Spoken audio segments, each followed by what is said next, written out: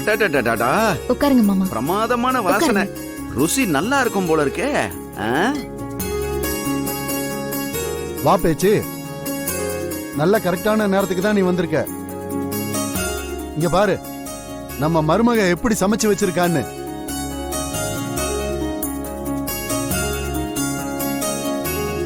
ஏய் வேணி, உண்மையிலே இது பூரா வள்ளிதான் சமைச்சதா இல்ல நீங்க யாராவது ஹெல்ப் பண்ணீங்களா? இல்லம்மா, நாங்க யாருமே ஹெல்ப் பண்ணல.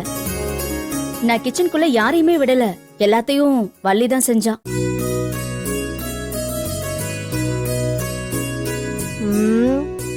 சமைச்சதெல்லாம் ஓகே தான், சாப்பிட்டு பார்த்தா தானே தெரியும் தேருமா தேராதான்னு. அத்தை வாங்க உட்காருங்க, வாங்க. அட வேணாமா, நீங்க வாங்க அத்தை. என்னப்பா? உட்காருங்க. இப்ப உட்காந்து சாப்பிடுவா பாரு.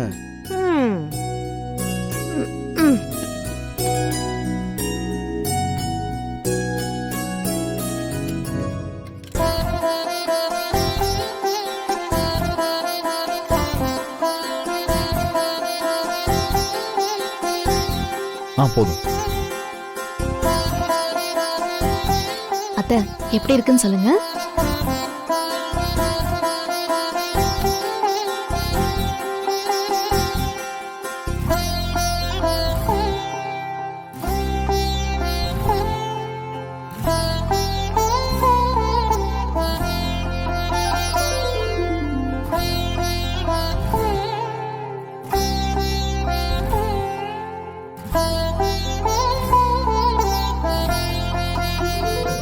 ஆஹா, அருமையான சாப்பாடு.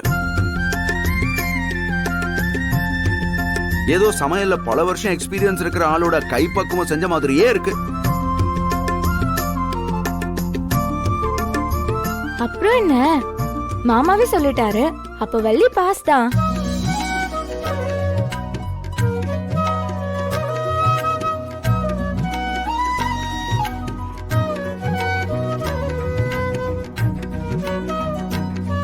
இன்னும் கொஞ்சம் ஊத்திக்கோ. அத்தை சாப்பிடு. ஓ, எல்லாரும் சாப்பிட்டுட்டு இருக்கீங்களா? நான் போயிட்டு அப்புறமா வரேன். ரேணுகா, வா வா. இல்ல இல்ல இருக்கட்டும். வா உட்காரு, சாப்பிடலாம். இல்ல இல்ல இருக்கட்டும், பரவாயில்ல. உட்காரு, வா. பரவாயில்ல இருக்கட்டும். போய் வா உட்காரு. வா, வா உட்காரு.